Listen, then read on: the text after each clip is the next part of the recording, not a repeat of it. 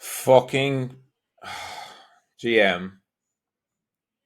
I just recorded like 15 minutes and then it crashed. Got rugged hard by fucking. Well, this is annoying. Trying to remember what I was saying. So, I've been through all this. This is fucking annoying. So, GM. First thing, I've closed my I've closed all my leverage trades. Anything on perps. Pepe, gone crazy. Hit the all-time high. Doge, gone crazy.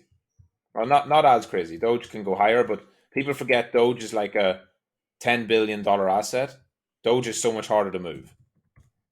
Chib, same thing, pumped. Now even like Flocky, which has no reason to ever pump, pumped. Whiff, pumped. Bonk, pumped. You don't you don't just exit coins because they've pumped. That is not the point. So I need to be really clear here. You don't sell stuff because it's gone up. That's dumb. You sell excuse me. You sell stuff because you think it's going to go down. And your systems are saying this is over. So the reason I sold or closed or took profit on my Pepe long is because, first of all, there's mobile moving. It's not really moving yet. Keep an eye on some of those new Coinbase listings, though. If retail's really back, it's probably where we go next. But I traded Pepe on perps. So two reasons why I've closed it. One, I had like a 11 and a half hour winner, right? Because I initially got long at 17, way down here, 17.7 with my stop loss below the bands. And then I added up here at whatever this consolidation was and moved the stop loss up. So I compounded it. And it was actually a 23-hour winner. Except, if you remember, I didn't get my full position size on. I only got about 50% of the actual risk I wanted to put onto Pepe. And the rest of it kind of ran away from me. So, but 11 and a half hour winner, I'll take that any day of the week. And then also, I'm not holding spot Pepe. I might buy some. I think some of the memes could continue to run. But the point I'm making is they're all at insane levels of funding. 0.21, right? 0.2. I'm just trying to look at the memes here. 0.26, 0.23. This is the part of the cycle. This is the moment where retail realize what funding rates are. Right? There's always like a new wave of retail who don't know what funding rates are, and they're about to find out because they're like, "Oh, I'm long this thing. Look, it keeps going up," and they don't see it because you guys know if you use Bybit or Binance or whatever, they don't send you like a message saying, "Oh, it's 4 p.m. UTC. We've just taken more money off you and sent it to the shorts." Right? You have to pay to be long in a bull market. They're about to find out that it's not cheap. Now, I'll explain this again, and if my the reason why everything's got such high funding is what I talked about all week. So I think this has been working and playing out exactly as expected. There is not enough spot. If you remember me talking about this, I said that like if you look at total 3, it's so fucking bullish, right? And this was the exact explanation. You buy all the spot alts down here, and you don't sell them until up here. Yeah? You buy them here, you sell them there. So there's no spot. Why would there be any spot coins available? It's buy them, accumulate them, and then wait. But what happens whenever Bitcoin goes towards all-time high? And like, can you imagine? Like, I don't think people understand how much money is coming back. Right? Look at this. Even just in the past 4 or 5 weeks, there's another 5 billion of stable coins that have flowed in. That doesn't mean 5 billion has come back. There's a multiplier effect. If you put 5 billion into the market because of the levels of liquidity and the lack of available spot, like that's going to move the market. That could move it 10, 20, 30, 50x, who knows? There's a multiplier effect. Just like Bitcoin, 10 billion of flows or 20 billion of flows into the ETF has added 3 or 400 billion to the market cap, right? There's a multiplier effect. So the point is, when that money flows back in, it's flowing in to anything that they can get their hands on, especially alts when you look at them like this. The obvious bet is like the entire alt market can double here to 1.2 from 600. And if you pick a good individual alt, it's going to go 5 or 10x. So let's say two examples. Like, let's say imagine there was like 10 billion of money in the market, right? Let's just say like that was what was flowing around when Bitcoin was at 40 to 50, right? 10 billion of cash flowing around in the alt market, right? Bitcoin's separate because of ETFs, right? But then Bitcoin goes to 64k. This is the worst fucking drawing ever.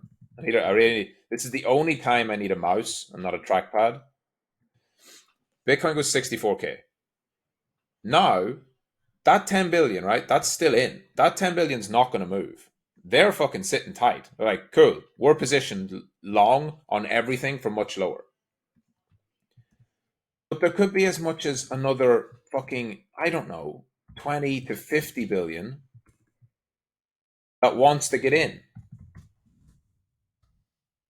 Now, and the reason they want to get in is because, holy shit, Bitcoin's about to hit all-time high. This whole thing's going to go crazy.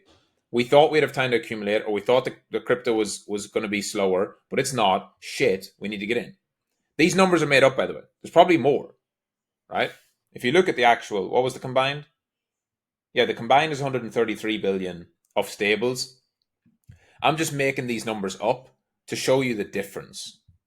If you had 10 billion floating around buying spot, right, we're talking spot here, spot,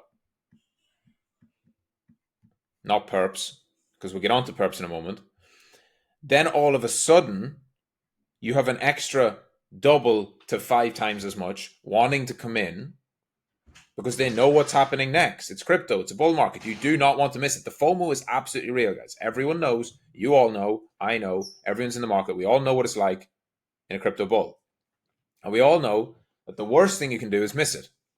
And so even smart people, even sensible people, even emotionally stable traders or investors will just buy it on the way up. Because they're like, yeah, I know it might be a local top, but this is crypto. It could 2x in a week. And so if I buy at the wrong place, fuck it. I just hold and it'll go higher. That's how you get these up-only moves. And the people who hesitate get left behind. So that's the frame what's happening with spot.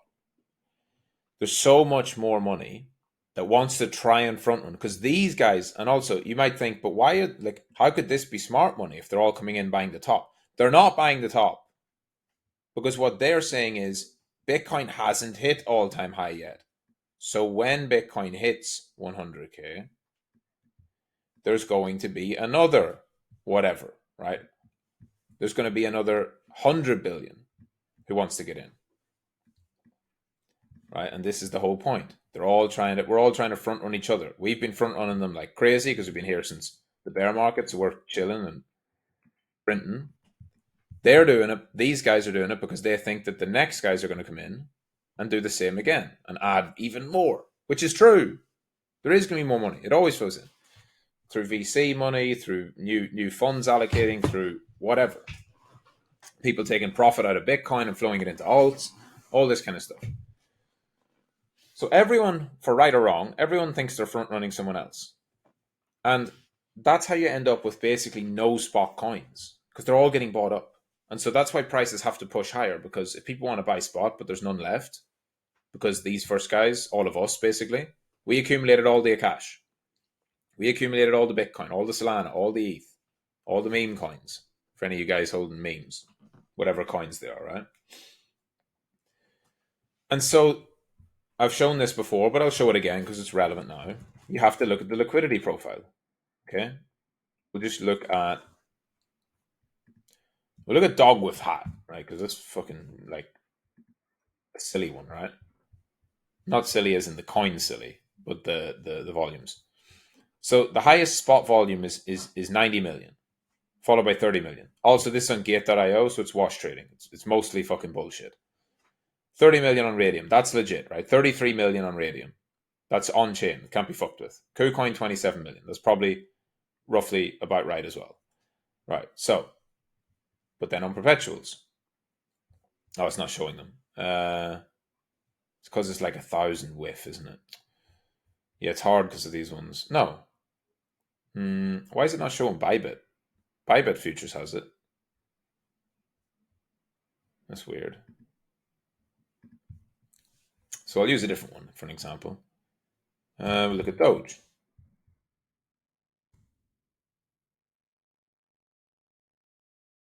Right. Doge has high volume on the spot exchanges, but on perps, it's not even close, right? 3.3, 1.8, so that's about 5, that's about 7, that's about 8.5, about 9, 10. There's about 10 billion, roughly. 10 billion on perps of volume. And on spot, there's 1.1, so about 1.5, 1.8, 2.1, 2.2, about 2.2, right? So the available liquidity in rough terms is about a quarter on spot of what it is on futures. That's obvious because futures have unlimited liquidity. You don't have to wait for a coin. Like there is no real coin behind it. It's just a contract, and you can add leverage. So these big players who want to fill a $20 million Doge position, they'll struggle on spot without moving the market a lot. So they go to futures where it's basically 4, and depending on the asset, it's 4 to 10 times more liquid.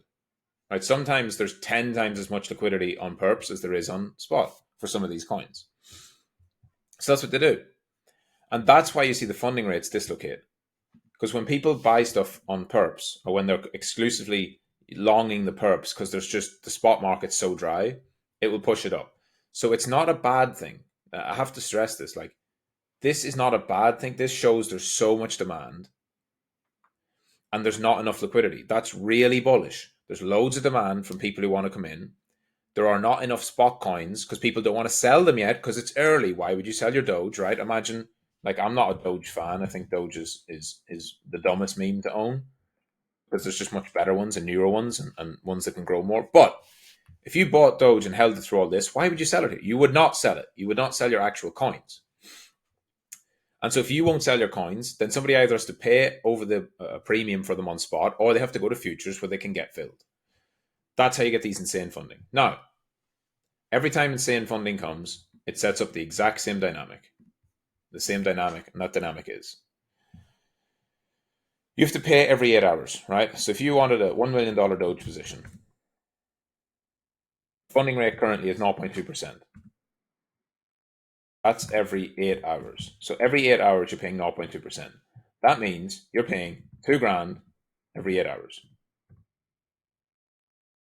to have that position open. That means you're paying $6,000 a day.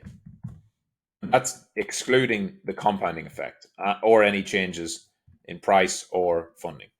Just back of the fucking napkin maths, right? $6,000 a day to be long. Not if it goes up, like just to hold the position. Right? So that's okay if price is going up a lot. And it's also okay if you actually have $1 million. But most people on perps don't. They don't have $1 million. They're on perps because they've got 100K, but they want to 10x leverage it to have $1 million position. And so if you have a 100K portfolio, but you're paying $6,000 a day just to hold it, you're losing 6% of your portfolio every day. And a lot of people don't realize this yet because they're newer, or they just think, like, if you're on Binance or Bybit or whatever, they don't send you a text saying, we're taking money off you now because of high funding and we're sending it to the short. It just goes out of your P&L. And so most people, until they actually go to the trade history and their fees, which people never fucking look at, and say, wait a minute, what's this thing? What? My friend just told me to buy Doge on Bybit. I bought Doge. Wait a minute, I'm paying like, and it won't be, obviously, the average person, they might have $1,000 portfolio, but they're doing a 10 grand position, right? So just for your average retail, might have a 10K position open, which is paying what? What's 1% of 10K? $100. So they're paying $60 a day. So they're paying 60 a day just to hold it open. Right? Because they have a 1K portfolio. 1K port, 10K position size because of 10x leverage. They're paying 60 a day. If you have $1,000 portfolio and you're losing 60 a day, again, that's still 6%. They're like, wait a minute, how am I losing? That's so much money. They're like, but I've got this big position, it's in profit. It's like, yeah, you can't have a big position without also paying the fees for a big position. This is not even to mention the fees to get in and get out. Anyway, I think you realize what's about to happen. I know this, you know this. The reason I've closed my Pepe position is because of this, because it was on purpose. I don't want to pay 6% a fucking day, or not 6%, sorry.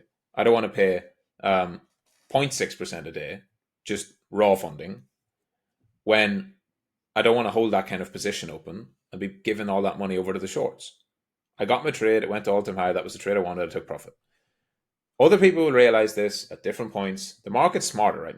Every good trader knows this. Every trader should know this.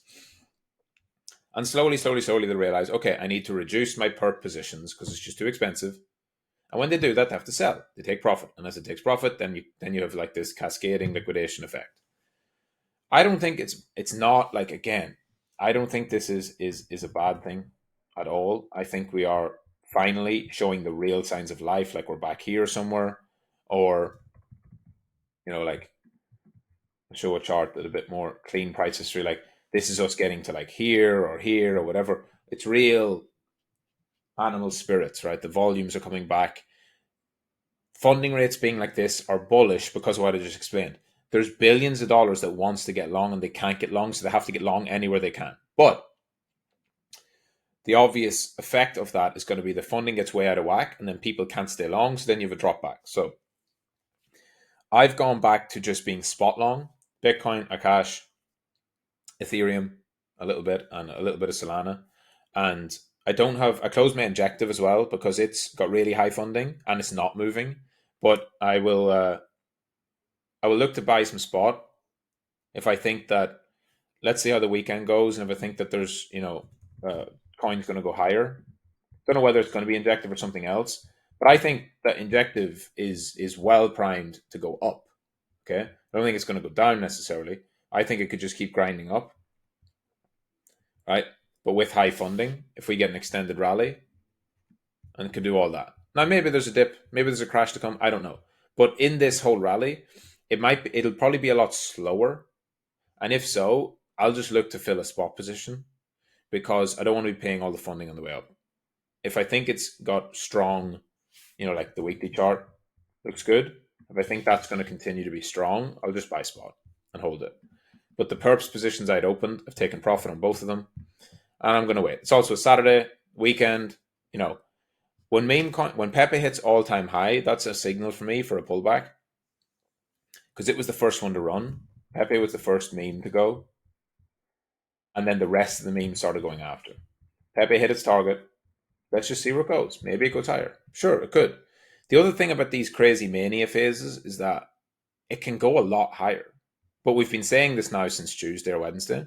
I've been saying, I remember when Pepe started to break out, I said this.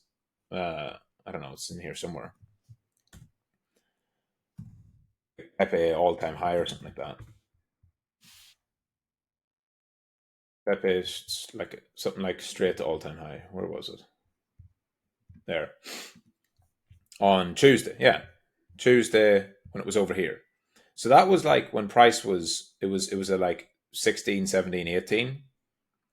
And we're talking about how it could head straight to all-time high with this momentum. And it did that. Literally just up, up, up. But that doesn't mean it's going to keep going up. And then with the funding going mad and all that. For me, I've made money. I'm happy. I've got profit. I've got spot coins. I'm going to keep holding them. Not selling my Bitcoin, not selling my cash. Just waiting and seeing. And we'll see how it all shakes out. But I'm not one of these people calling for like, oh, this is it. This is the top. There's a 50% crash coming. That's not what my reading of it is. My reading of it is the market's incredibly bullish, but it's getting to the point of, beyond bullish and into a little bit of euphoria. And that's where people make mistakes. So everyone who missed, right? Everyone who missed all of this and who missed Doge and who missed Bonk and who missed Whiff, you can see it now. They're going to start chasing into other things and trying to get long stuff. And whenever all the funding looks like this, I just don't think that'll sustain. And so I'm happy at that point to sit back. The bull market is a marathon, not a sprint. The one thing I will do, the mistake I've made like a couple cycles ago, whenever it got like this, or even like early last cycle, like 2019, 2020, a mistake I would have made in the past was to think that this was bearish. I don't think it's bearish. It doesn't mean go 100% cash. For me, especially Bitcoin below all-time high, this means remove all leverage and go back to fully spot long. So I'm spot long Bitcoin, AKT, Solana, ETH. Like, I want to get back to my spot majors and just sit. And then if we see a nice dip or a flush out or a shakeout, I'll look at buying the dip with leverage longs on whatever altcoin is setting up nicely. Understand? So that's really important.